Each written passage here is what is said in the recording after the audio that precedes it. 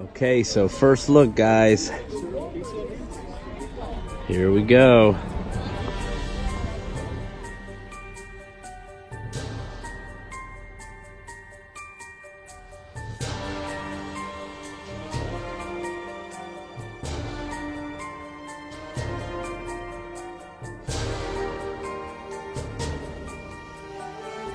I think my mind is blown, guys.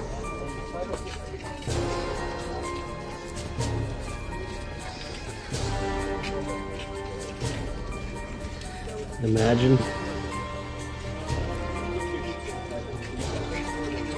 Guys, this is just absolutely mind-blowing. Like, wow.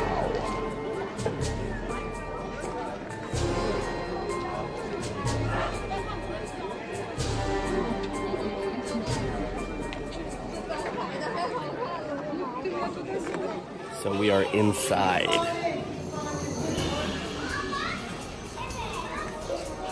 This was a massive library during the Roman times.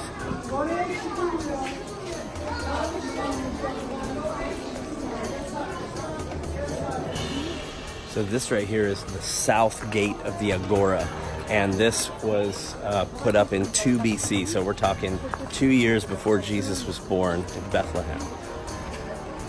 This was constructed. So if you guys look real close here, you can actually see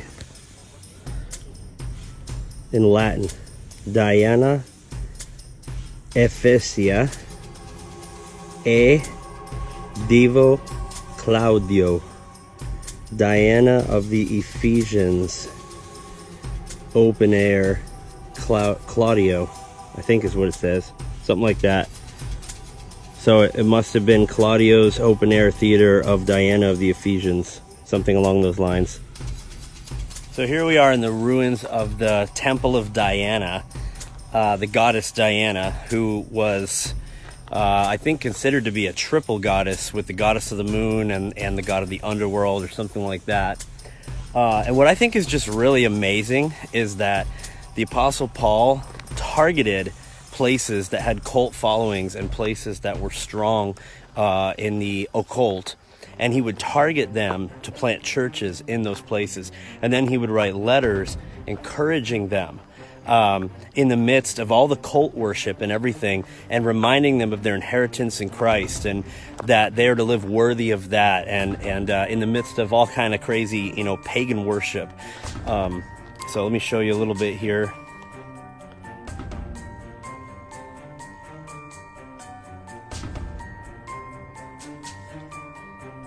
Phenomenal time in ancient Ephesus, guys, and just a couple of my thoughts. Timothy was Paul's apostle here at Ephesus, and if you read the book of the Ephesians, and he just is reminding them of their inheritance and all of the riches that come in Christ, and then if you go into Revelation chapter 2, you'll notice that Ephesus is the first church that, while John is on the island of Patmos, that he's instructed to write a letter to.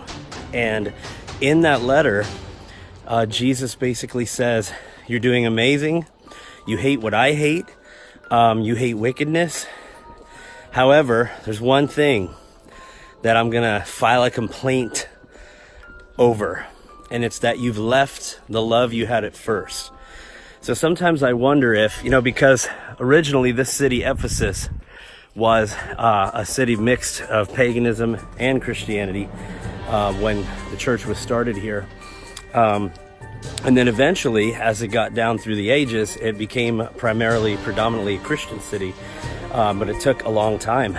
And I'm wondering if maybe they fell into legalism, I'm wondering if maybe they fell into hating wickedness, and but then becoming so sin conscious that they actually left that first love, which is Jesus. And so instead of being enamored by him and intoxicated on the wine of his love, it became more about hating wickedness, and it became more about formulas and making everyone act the right way. Where if you stay intoxicated on the wine of his love, you will act differently. You will hate wickedness, but you won't. It won't be such a sin consciousness. And so I thought it was interesting to read the book of the Ephesians, and I actually did that here today. I just found a quiet place right here in Ephesus, read the book of the Ephesians, just meditated on that, got completely blasted, and then reading what Jesus instructed John to write to the church at Ephesus in Revelation chapter 2. And again, it was the first church. And he said, if you don't get a handle on these things, your lampstand will be snuffed out from among the churches. And I thought that was really interesting because it ended up becoming a Christian city, Ephesus, really, under Rome anyway. So to the degree that I guess it could at the time.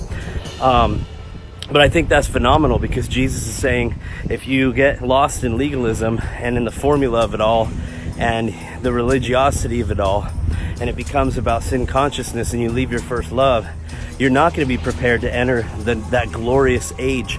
And that's what he was saying to the Ephesians. He was saying, there are 7 churches in Revelation. Revelation is not just some end time book. It was an end of the age book for the end of the old covenant age. And there were 7 churches specifically Jesus was addressing that he wanted to shine like a city on a hill when the old covenant age came to an end, so that they would inherit the glorious riches of his grace in that what I call the church age, which is what we're actually in right now. And what you see behind me is the first fruits of that age, and the first fruits of heeding the words of Jesus, hating the practice of the Nicolaitans. If you're interested to know what that is, I've taught on that before. Go ahead and look it up, and it's very interesting. All right, so anyway, I hope that blesses you guys. Robert Dosti here from Ancient Ephesus, beautiful Anatolia, well, former Anatolia, Izmir, which literally means Smyrna, Turkey.